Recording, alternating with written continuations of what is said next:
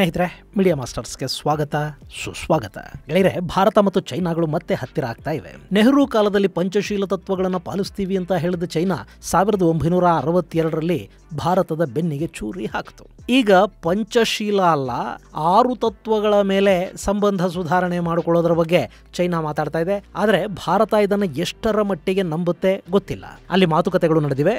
ಕೈಲಾಸ ಮಾನಸ ಸರೋವರಕ್ಕೆ ಭಾರತೀಯ ಪ್ರವಾಸಿಗಳಿಗೆ ಅವಕಾಶವನ್ನು ಕಲ್ಪಿಸುವ ಮೂಲಕ ಚೈನಾ ನಮ್ಮ ಧಾರ್ಮಿಕ ಸೆಂಟಿಮೆಂಟನ್ನು ಕೂಡ ಬಳಸ್ಕೊಳ್ಳೋದಕ್ಕೆ ಹೋಗ್ತಾ ಇದೆ. ಇದರ ನಡುವೆ ಅಮೆರಿಕದ ಪೆಂಟಗನ್ ಅಚ್ಚರಿಯ ಮಾಹಿತಿಯನ್ನು ಹೊರಹಾಕ್ತಾ ಇದೆ. ಯಾವತ್ತಿದ್ರೂ ಕೂಡ ಸುಳ್ಳು ಅನ್ನೋದು ಚೈನಾದ ಮನೆ ದೇವರು, ವಂಚನೆ ಅನ್ನೋದು ಅವರ DNA. ಹೀಗಾಗಿ ಎಚ್ಚರಿಕೆಯಿಂದ ಇರಿ ಅಂತ ಅಮೆರಿಕ ಭಾರತಕ್ಕೆ ಹೇಳ್ತಾ ಇದೆ. ಇಲ್ಲಿ ಚೈನಾದ ಮಿಲಿಟರಿ ಬಗ್ಗೆ ಸಾಕಷ್ಟು ಮಾಹಿತಿಯನ್ನು ಕೂಡ ಕೊಡ್ತಾ ಇರೋ ಅಮೆರಿಕ, ಭಾರತ ಮತ್ತು ಚೈನಾದ ಗಡಿಯಲ್ಲಿ ಚೈನಾ ಇನ್ನೂ ಕೂಡ 1.25 ಲಕ್ಷದಷ್ಟು ಸೈನಿಕರನ್ನ ಇಟ್ಕೊಂಡಿದೆ ಅಂತ ಹೇಳಿದೆ. ಸೇನಾ ಹಿಂತೆಗೆತದ ಮಾತುಗಳ ಮೂಲಕ ಭಾರತದ ಕಣ್ಣಿಗೆ ಮಣ್ಣೆರಚುವ ಕೆಲಸವನ್ನ ಚೈನಾ ಮಾಡ್ತಾ ಇದೆ. ನಿಮ್ಮನ್ನ ನಂಬಿಸಿ ಹಿಂದಕ್ಕೆ ಕಳುಹಿಸಿ ಅವರು ದಾಳಿ ಮಾಡಿದ್ರೆ ನೀವೇನು ಮಾಡ್ತೀರಿ ಅನ್ನೋದು ಅಮೆರಿಕದ ಪ್ರಶ್ನೆ. ಹಾಗೆ ತನ್ನ ಬಳಿ ಇರುವ ನ್ಯೂಕ್ಲಿಯರ್ ವಾರ್ ಹೆಡ್ಗಳ ವಿಷಯದಲ್ಲಿ ಕೂಡ ಚೈನಾ ಸುಳ್ಳು ಹೇಳ್ತಾ ಇದ್ದು, ಇವರು ಹೇಳ್ತಾ ಇರೋದಕ್ಕಿಂತ ಹೆಚ್ಚಿನ ವಾರ್ ಹೆಡ್ಗಳನ್ನ ಹೊಂದಿದ್ದಾರೆ ಅನ್ನೋ ಮಾಹಿತಿಯನ್ನ ಅಮೆರಿಕ ಕೊಟ್ಟಿದೆ. ಹಾಗಾದ್ರೆ ಮತ್ತೆ ಚೈನಾ ಸ್ನೇಹದ ಹೆಸರಲ್ಲಿ ಬೆನ್ನಿಗೆ ಚೂರಿ ಹಾಕೋದಿಕ್ಕೆ ಸಿದ್ಧ ಆಗ್ತಾ ಇದೆಯಾ?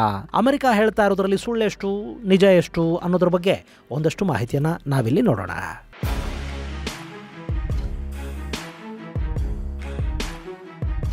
ಗೆಳೆಯರೆ, ಬೀಜಿಂಗಲ್ಲಿ ನಡೀತಾ ಇದ್ದ ಸ್ಪೆಷಲ್ ರೆಪ್ರೆಸೆಂಟೇಟಿವ್ಗಳ ಸಭೆ ಅಂತ್ಯಗೊಂಡಿದೆ.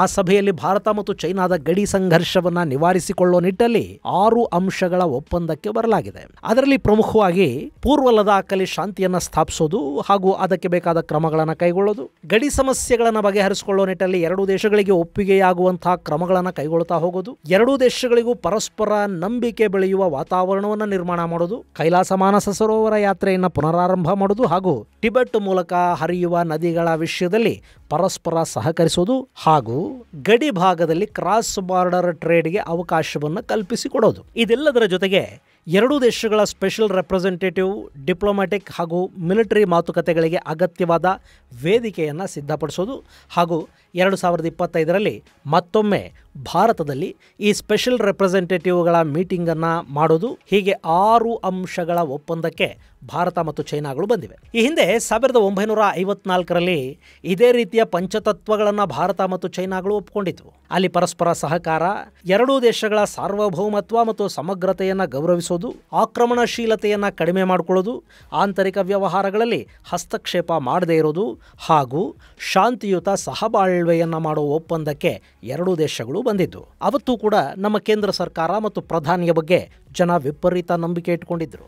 ನೆಹರು ಇದ್ದ ಮೇಲೆ ಎಲ್ಲ ಸರಿ ಹೋಗುತ್ತೆ ಅನ್ನೋ ನಂಬಿಕೆ, ಬ್ರಿಟಿಷರನ್ನೇ ಓಡಿಸಿದವರು ಚೈನಾನ ಹ್ಯಾಂಡಲ್ ಮಾಡದೇ ಇರ್ತಾರಾ ಅನ್ನೋ ಅಮಾಯಕ ನಂಬಿಕೆ. ಆದರೆ ಹಿಂದಿ ಚೀನಿ ಭಾಯಿ ಭಾಯಿ ಅಂತ ಹೇಳ್ತಲೇ ಚೈನಾ ಭಾರತೀಯರ ಬೆನ್ನಿಗಿರಿದು ಬಿಡ್ತು. ಇನ್ನು ಈಗ ಕೂಡ ಅಂಥದ್ದೇ ಪರಿಸ್ಥಿತಿ ಮತ್ತೊಮ್ಮೆ ಮರುಕಳಿಸಬಾರದು ಅಷ್ಟೇ. ಗೆಳೆಯರೆ, ಇಲ್ಲಿ ಒಂದು ವಿಷಯನ ನಾವು ಗಮನಿಸಿ ನೋಡಬೇಕು. ಒಂದು ವೇಳೆ ಭಾರತ ಮತ್ತು ಚೈನಾದ ನಡುವೆ ಈ ಒಪ್ಪಂದಗಳು ಸುಲಲಿತವಾಗಿ ಆಗಿ ಚೈನಾ ಕೂಡ ಇದನ್ನು ಗೌರವಿಸಿದರೆ ಗಡಿ ವಿಷಯದಲ್ಲಿ ಭಾರತ ಮತ್ತು ಚೈನಾಗಳು ಇನ್ನಷ್ಟು ಮಾತುಕತೆಗಳನ್ನು ನಡೆಸೋದಕ್ಕೆ ಸಾಧ್ಯ ಆಗುತ್ತೆ. ಒಂದು ವೇಳೆ ಭಾರತ ಮತ್ತು ಚೈನಾದ ನಡುವಿನ ಗಡಿ ಸಮಸ್ಯೆ ಇತ್ಯರ್ಥವಾಗಿ ಬಿಟ್ರೆ ಅದರಿಂದ 2 ದೇಶಗಳಿಗೂ ಸಾಕಷ್ಟು ಲಾಭಗಳು ಆಗತ್ವೆ. ಇವತ್ತು ಭಾರತ ಮತ್ತು ಪಾಕ್ ನಡುವಿನ ಗಡಿ ಸಮಸ್ಯೆ ಇದೆಯಲ್ಲ, ಅದು ಭಾರತ ಮತ್ತು ಚೈನಾದ ನಡುವಿನ ವಿವಾದವನ್ನು ಬಗೆಹರಿಸೋದಕ್ಕೆ ಬಿಡ್ತಾ ಇಲ್ಲ. ಚೈನಾ ಪಾಕ್ ಜೊತೆ ಮಾಡಿಕೊಂಡಿರುವ ಬೆಲ್ಟ್ ಅಂಡ್ ರೋಡ್ ಇನಿಷಿಯೇಟಿವ್ ಮೂಲಕ ಪಾಕಿಸ್ತಾನದಲ್ಲಿ ಸಾಕಷ್ಟು ಹೂಡಿಕೆಗಳನ್ನು ಮಾಡಿದೆ. ಚೈನಾದ ಕಾಶ್ಗರ್ನಿಂದ ಪಾಕಿಸ್ತಾನದ ಗ್ವಾದಾರ್ ಬಂದರಿನವರೆಗೆ ಚೈನಾ ರಸ್ತೆಯನ್ನು ನಿರ್ಮಾಣ ಮಾಡಿಕೊಂಡಿದೆ. ಇದು ಪಾಕ್ ಆಕ್ರಮಿತ ಕಾಶ್ಮೀರದ ಭಾಗವಾಗಿರುವ ಗಿಲ್ಗಿಟ್ ಬಾಲ್ಟಿಸ್ತಾನದ ಮೂಲಕ ಹಾದು ಹೋಗುತ್ತೆ. ಈ ರಸ್ತೆಯ ನಿರ್ಮಾಣವನ್ನು ಭಾರತ ಈ ಹಿಂದಿನಿಂದಲೂ ವಿರೋಧಿಸ್ತಾ ಬರ್ತಾ ಇದೆ. ನಾಳೆ ಈ ಭಾಗವನ್ನು ಭಾರತ ಮತ್ತೆ ಆಕ್ರಮಿಸಿಕೊಂಡು ಬಿಟ್ರೆ ಮಧ್ಯ ಏಷ್ಯಾಗಿರೋ ಭೂಮಾರ್ಗ ಕೈತಪ್ಪಿ ಹೋಗುತ್ತೆ ಅನ್ನೋದು ಚೈನಾದ ಆತಂಕ. ಆದರೆ ಈ ರಸ್ತೆಯನ್ನು ಬೇಕಿದ್ರೆ ನೀವೇ ಬಳಸ್ಕೊಳ್ಳಿ ಅಂತ ಭಾರತ ಚೈನಾಗೆ ಹೇಳಬಹುದು, ಅಥವಾ ಚೈನಾ ಈ ರಸ್ತೆಯನ್ನೇ ಬಿಟ್ಟು ಆಫ್ಘನಿಸ್ತಾನದ ಮೂಲಕ ಇರಾನನ್ನು ಪ್ರವೇಶ ಮಾಡಿ ಅಲ್ಲಿನ ಬಂದರುಗಳನ್ನು ಬಳಸಿಕೊಂಡು ಮಧ್ಯಪ್ರಾಚ್ಯದಿಂದ ಕಾಶ್ಗರ್ಗೆ ಸಂಪರ್ಕವನ್ನು ಕೂಡ ಕಲ್ಪಿಸಿಕೊಂಡು ಬಿಡಬಹುದು. ಆದರೆ ಆಕ್ರಮಿತ ಕಾಶ್ಮೀರದ ಭಾಗದಲ್ಲಿ ವಿಪರೀತ ಪ್ರಮಾಣದ ರೇರ್ ಅರ್ತ್ ಮೆಟೀರಿಯಲ್ ಇದೆಯಲ್ಲ, ಅಲ್ಲಿ ಗಣಿಗಾರಿಕೆಯನ್ನು ಕೂಡ ಚೈನಾದ ಕಂಪನಿಗಳೇ ಮಾಡ್ತಾ ಇವೆ. ಅವುಗಳನ್ನು ಚೈನಾ ಹೇಗೆ ಬಿಟ್ಟುಕೊಟ್ಟಿತು? ಇನ್ನು ಚೈನಾ ಮತ್ತು ಭಾರತದ ನಡುವೆ ವಿವಾದಕ್ಕೆ, ಮನಸ್ತಾಪಕ್ಕೆ ಕಾರಣ ಆಗ್ತಾ ಇರೋದು ದಲೈ ಲಾಮಾಗೆ ಭಾರತ ಆಶ್ರಯ ಕೊಟ್ಟಿರೋದು ಮತ್ತು ಟಿಬೆಟ್ನ ಸಮಸ್ಯೆ. ದಲೈ ಲಾಮಾ ಅವರನ್ನ ಭಾರತ ಚೈನಾಗೆ ವಾಪಸ್ಸು ಕಳುಹಿಸೋದಿಕ್ಕಂತೂ ಸಾಧ್ಯ ಆಗೋದಿಲ್ಲ. ಆದ್ರೆ ದಲೈಲಾಮಾ ನಂತರ ಟಿಬೆಟ್ ಚಟುವಟಿಕೆಗಳನ್ನು ಪ್ರೋತ್ಸಾಹಿಸೋದನ್ನ ಭಾರತ ನಿಲ್ಲಿಸಬಹುದು. ಅದು ಆಕ್ರಮಿತ ಕಾಶ್ಮೀರದ ಮೇಲಿನ ಹಿಡಿತವನ್ನ ಚೈನಾ ಬಿಡೋದಾದ್ರೆ ಭಾರತ ಇಲ್ಲಿ ರಾಜಿ ಮಾಡಿಕೊಳ್ಳೋ ಸಾಧ್ಯತೆಗಳಿರುತ್ತವೆ. ಇಲ್ಲಿ ಎರಡೂ ದೇಶಗಳು ಮನಸ್ಸು ಮಾಡಿದ್ರೆ ಸಂಧಾನ ಅನ್ನೋದು, ಶಾಂತಿ ಅನ್ನೋದು ದೊಡ್ಡ ವಿಷಯ ಏನಲ್ಲ. ಆದರೆ ಚೈನಾ ತನ್ನ ವಿಸ್ತರಣಾಕಾಂಕ್ಷೆಯನ್ನು ಕಡಿಮೆ ಮಾಡ್ಕೊಳ್ತಾ ಈ ಅನುಮಾನ ಯಾಕೆ ಅಂದ್ರೆ, ಒಂದು ಕಡೆ ಸೇನಾ ಹಿಂತೆಗೆದಕ್ಕೆ ಸಂಧಾನಕ್ಕೆ ಒಪ್ಪಿರೋ ಚೈನಾ, ಇನ್ನೊಂದು ಕಡೆ ಭಾರತದ ಗಡಿಗೆ ಸಮೀಪದಲ್ಲೇ ಸುಮಾರು 1 ಲಕ್ಷಕ್ಕೂ ಅಧಿಕ ಸೈನಿಕರು ಹಾಗೂ ಆಯುಧಗಳನ್ನ ನಿಯೋಜನೆ ಮಾಡಿದೆ ಅಂತ ಪೆಂಟಗನ್ನ ವರದಿ ಹೇಳ್ತಾ ಇದೆ. ಅಲ್ಲಿ ಈ ಕ್ಷಣಕ್ಕೂ ಕೂಡ 1,20,000 ಸೈನಿಕರಿದ್ದಾರೆ. ಅವರ ಜೊತೆ ಚೈನಾದ ಟ್ಯಾಂಕ್ಗಳು, ಹಾವಿಟ್ಜರ್ಗಳು, ಸರ್ಫೇಸ್ ಟು ಏರ್ ಮಿಸೈಲ್ಗಳು, ಅಡ್ವಾನ್ಸ್ಡ್ ಮಿಲಿಟರಿ ಎಕ್ವಿಪ್ಮೆಂಟ್ಗಳು, ಡ್ರೋನ್ಗಳು, J-20 ಯುದ್ಧ ವಿಮಾನಗಳು ಕೂಡ ಅಲ್ಲಿವೆ. ಭಾರತ ಮತ್ತು ಚೈನಾದ ನಡುವೆ 3,488 ಕಿಲೋಮೀಟರ್ಗಳಷ್ಟು ಉದ್ದದ ಗಡಿ ಲದಾಖ್ನಿಂದ ಅರುಣಾಚಲ ಪ್ರದೇಶದವರೆಗೆ ಹಬ್ಬಿದೆ. ಈ ಗಡಿಯಲ್ಲಿ 20 ಕಂಬೈನ್ಡ್ ಆರ್ಮರ್ಡ್ ಬ್ರಿಗೇಡುಗಳು ಕಾರ್ಯನಿರ್ವಹಿಸ್ತಾ ಇವೆ. ಹೀಗಾಗಿ ಭಾರತ ಈ ಬಗ್ಗೆ ಎಚ್ಚರಿಕೆಯಿಂದ ಇರಬೇಕು ಅಂತ ಅಮೆರಿಕಾದ ರಕ್ಷಣಾ ಇಲಾಖೆ ಮಾಹಿತಿಯನ್ನು ಕೊಡ್ತಾ ಇದೆ. ಇದಿಷ್ಟೇ ಅಲ್ಲ, ಚೈನಾದ ಬಳಿ ಇರುವ ನ್ಯೂಕ್ಲಿಯರ್ ವೆಪನ್ಗಳು, ಚೈನಾದ ಸಬ್ಮರೀನ್ ಮತ್ತು ನೌಕಾಶಕ್ತಿಯ ಬಗ್ಗೆ ಕೂಡ ಪೆಂಟಗನ್ ಮಾಹಿತಿಯನ್ನು ಹೊರಹಾಕಿದೆ. ಇಲ್ಲಿ ಚೈನಾ ತನ್ನ ಬಳಿ 500 ಅಣ್ವಸ್ತ್ರ ಸಿಡಿತಲೆಗಳಿವೆ ಅಂತ ಹೇಳ್ಕೊಳ್ತಾ ಇದೆ. ಆದರೆ ಅವರ ಬಳಿ 600ಕ್ಕೂ ಹೆಚ್ಚು ಅಣ್ವಸ್ತ್ರ ಸಿಡಿತಲೆಗಳು ಸಿದ್ಧ ಇವೆ. ಹಾಗೇನೆ ಅವುಗಳನ್ನು ಹೊತ್ತೊಯ್ಯುವ ಬಾಲಿಸ್ಟಿಕ್ ಮಿಸೈಲ್ಗಳನ್ನು ಕೂಡ ಚೈನಾ ಹೊಂದಿದೆ. ಅವುಗಳ ರೇಂಜು 12,000 ಕಿಲೋಮೀಟರ್ಗೂ ಅಧಿಕ ಇದ್ದು, ಚೈನಾದ ಅಣ್ವಸ್ತ್ರಗಳು ಸುಲಭವಾಗಿ ಅಮೆರಿಕಾನ ಕೂಡ ಟಾರ್ಗೆಟ್ ಮಾಡಿಕೊಳ್ಳುತ್ತವೆ ಅನ್ನೋ ಮಾಹಿತಿ ಹೊರಬೀಳ್ತಾ ಇದೆ. ಸದ್ಯಕ್ಕೆ ಚೈನಾದ ಬಳಿ 600 ಅಣ್ವಸ್ತ್ರ ಸಿಡಿತಲೆಗಳಿದ್ದು 2030 ಹೊತ್ತಿಗೆ ಅವುಗಳ ಸಂಖ್ಯೆ 1,000 ದಾಟುತ್ತೆ. ಅಷ್ಟೊಂದು ಪ್ರಮಾಣದಲ್ಲಿ ಚೈನಾ ತನ್ನ ಅಣ್ವಸ್ತ್ರ ಸಿಡಿತಲೆಗಳನ್ನು ಹೆಚ್ಚಿಸಿಕೊಳ್ತಾ ಇದೆ. ಇಲ್ಲಿ ಚೈನಾಗೆ ಅಮೆರಿಕಾನ ಸರಿಗಟ್ಟಬೇಕು ಅನ್ನೋ ಬಯಕೆ ಇದ್ದು, ಅದಕ್ಕಾಗಿ ಚೈನಾ ಇಷ್ಟೊಂದು ಪ್ರಮಾಣದಲ್ಲಿ ತನ್ನ ಆಯುಧ ಭಂಡಾರವನ್ನು ತುಂಬಿಕೊಳ್ತಾ ಇದೆ. ಇದೆಲ್ಲವನ್ನು ನೋಡ್ತಾ ಇದ್ರೆ ಚೈನಾ ಭಾರತ ಮತ್ತು ತೈವಾನ್ಗಳನ್ನು ಮುಖ್ಯವಾಗಿ ಟಾರ್ಗೆಟ್ ಮಾಡಿಕೊಳ್ತಾ ಇದೆ ಅನ್ನೋದು ಗುಟ್ಟಿನ ವಿಷಯ ಏನಲ್ಲ.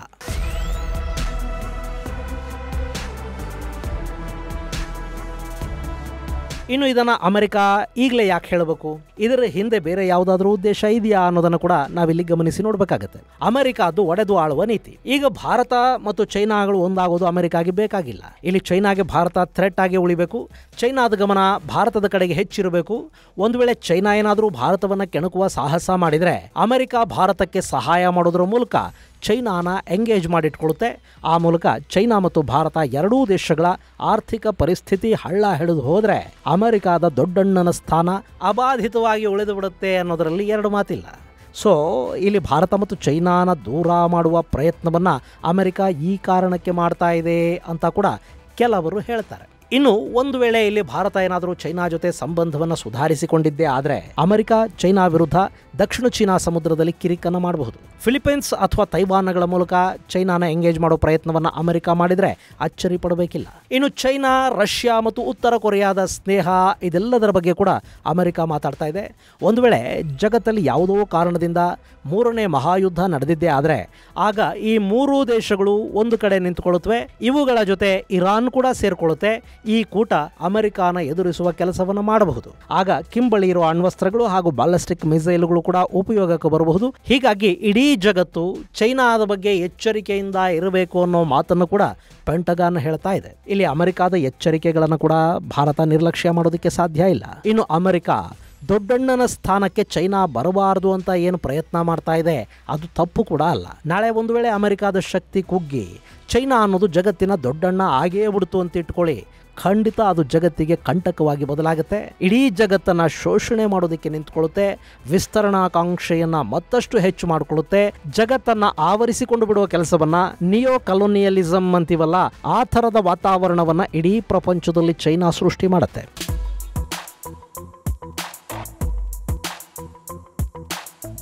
ಇನ್ನು ಈಗ ಅಮೆರಿಕ ಭಾರತಕ್ಕೆ ಕೊಡ್ತಾ ಇರೋ ಎಚ್ಚರಿಕೆ ಗೆಳೆಯರೆ, ಇದು ಯಾವುದು ಭಾರತಕ್ಕೆ ಗೊತ್ತಿಲ್ಲದ ವಿಷಯ ಏನಲ್ಲ. ಚೈನಾ LACಗೆ ಅತ್ಯಂತ ಸಮೀಪದವರೆಗೆ ರಸ್ತೆ, ರೈಲು ಮಾರ್ಗಗಳನ್ನು ಮಾಡಿಕೊಂಡಿದೆ. ಇನ್ಫ್ರಾಸ್ಟ್ರಕ್ಚರ್ ಅನ್ನು ಸಿಕ್ಕಾಪಟ್ಟೆ ಅಭಿವೃದ್ಧಿ ಪಡಿಸ್ಕೊಂಡಿದೆ. ಅಲ್ಲಿಗಾಗಲೇ ಡ್ಯುಯಲ್ ವಿಲೇಜುಗಳನ್ನು, ಅತ್ಯಂತ ವ್ಯವಸ್ಥಿತ ವಾಯುನೆಲೆಗಳನ್ನು ಕೂಡ ಚೈನಾ ಸಿದ್ಧ ಮಾಡಿಟ್ಕೊಂಡಿದೆ. 1962ರ ಯುದ್ಧದ ಹೊತ್ತಿಗೆ ಚೈನಾ ಗಡಿಯ ಮೂಲಭೂತ ಸೌಕರ್ಯಗಳನ್ನು ಹೆಚ್ಚು ಮಾಡಿಕೊಂಡಿತ್ತು. ಅವತ್ತು ಚೈನಾದ ಸೈನಿಕರು ಅಲೆಯಾಗಿ ಬರ್ತಾ ಇದ್ರಂತೆ. ಒಂದು ತಂಡವನ್ನ ಕೊಂದು ಹಾಕಿ ಇನ್ನೇನು ಮುಗೀತು ಅಂದ್ಕೊಳ್ಳೋ ಹೊತ್ತಿಗೆ ಇನ್ನೊಂದು ತಂಡ, ಅದು ಮುಗಿಯೋ ಹೊತ್ತಿಗೆ ಅದಕ್ಕಿಂತ ದೊಡ್ಡದಾದ ಮತ್ತೊಂದು ತಂಡ. ಅವತ್ತಿಗೆ ಇಷ್ಟೆಲ್ಲ ಇಷ್ಟೆಲ್ಲ ಸಾಧ್ಯವಾಗುವಷ್ಟು ಚೈನಾ ಸಿದ್ಧತೆಗಳನ್ನು ಮಾಡಿಕೊಂಡಿತ್ತು ಅಂದ್ರೆ ಇವತ್ತು ಮಾಡ್ಕೊಳ್ಳದೆ ಇರುತ್ತಾ? ಇನ್ನು ಭಾರತ ಈಗೀಗ ಗಡಿಗಳನ್ನು ಸಿದ್ಧಪಡಿಸ್ಕೊಳ್ತಾ ಇದೆ, ವೈಬ್ರಂಟ್ ವಿಲೇಜ್ಗಳನ್ನು ಮಾಡ್ಕೊಳ್ತಾ ಇದೆ. ನಮ್ಮಲ್ಲಿ ಕೂಡ ಗಡಿಗೆ ಹತ್ತಿರದಲ್ಲೇ ಏರ್ ಸ್ಟ್ರಿಪ್ಗಳು, ಒಂದಷ್ಟು ವಾಯುನೆಲೆಗಳನ್ನು ಕೂಡ ಮಾಡಿದ್ದಾರೆ. ಇನ್ನು ಸೇನೆಯ ಹಿಂತೆಗೆತ ಅಂದ್ರೆ ಅವರನ್ನೆಲ್ಲ ಕರ್ಕೊಂಡು ಬಂದು ದೆಹಲಿಯಲ್ಲೇನು ಇಟ್ಕೊಳ್ಳೋದಿಲ್ಲ, ಗಡಿಯಿಂದ ಸ್ವಲ್ಪ ಹಿಂದಕ್ಕೆ ಬೇಸ್ ಕ್ಯಾಂಪ್ಗೆ ಕರೆಸ್ಕೊಳ್ತಾರೆ. ಅಗತ್ಯ ಬಿದ್ದಾಗ ತಕ್ಷಣ ಸೇನಾ ನಿಯೋಜನೆ ಸಾಧ್ಯವಾಗೋ ಹಾಗೆ ಅಲರ್ಟ್ ಮೋಡಲ್ಲೇ ಎಲ್ಲ ಸೈನಿಕರು ಇರಬೇಕಾಗತ್ತೆ. ಹಾಗಲ್ಲದೆ ಇನ್ನೇನ್ ಚೈನಾ ಸರಿ ಹೋಗೇ ಬಿಡ್ತು, ಚೈನಾ ರಷ್ಯಾದ ಮಾತು ಕೇಳುತ್ತೆ, ಬುದ್ಧಿ ಹೇಳುತ್ತೆ ಅಂತ ಭಾರತ ಸುಮ್ಮನೆ ಕೂತ್ರೆ ಚೈನಾ ಮತ್ತೆ ಬೆನ್ನಿಗೆ ಚೂರಿ ಹಾಕತ್ತೆ. ಗೆಳೆಯರೆ, ಚೂರಿ ಹಾಕೋದವರ ಗುಣ. ಅವರನ್ನು ಬೈಕೊಂಡು ನಾವು ಸಾಧಿಸೋದೇನಿಲ್ಲ. ಅವರು ಹಾಕೋ ಚೂರಿಗೆ ನಾವ್ಯಾಕೆ ನಮ್ಮ ಬೆನ್ನು ಕೊಡಬೇಕು? ಎಚ್ಚರವಾಗಿದ್ರೆ ಯಾವ ಸಮಸ್ಯೆನೂ ಇರೋದಿಲ್ಲ ಅಲ್ವಾ? ಭಾರತಕ್ಕೀಗ ಬೇಕಾಗಿರುವುದು ಇದೇ ಎಚ್ಚರಿಕೆ. ಇದು ಗೆಳೆಯರೆ ಭಾರತ ಮತ್ತು ಚೈನಾ ನಡುವೆ ನಡೆದಿರುವ 6 ಅಂಶಗಳ ಒಪ್ಪಂದ ಹಾಗೂ ಇದೇ ಸಮಯದಲ್ಲಿ ಅಮೆರಿಕ ಬಿಡುಗಡೆ ಮಾಡಿರುವ ಚೈನಾ ಬಗೆಗಿನ ಒಂದಷ್ಟು ರಹಸ್ಯ ಮಾಹಿತಿ. ಮುಂದಿನ ಸಂಚಿಕೆಯಲ್ಲಿ ಮತ್ತಷ್ಟು ವಿಶೇಷಗಳ ಜೊತೆ ಮತ್ತೆ ಭೇಟಿಯಾಗೋಣ. ಅಲ್ಲಿವರೆಗೆ ಜೈ ಹಿಂದ್, ಜೈ ಕರ್ನಾಟಕ.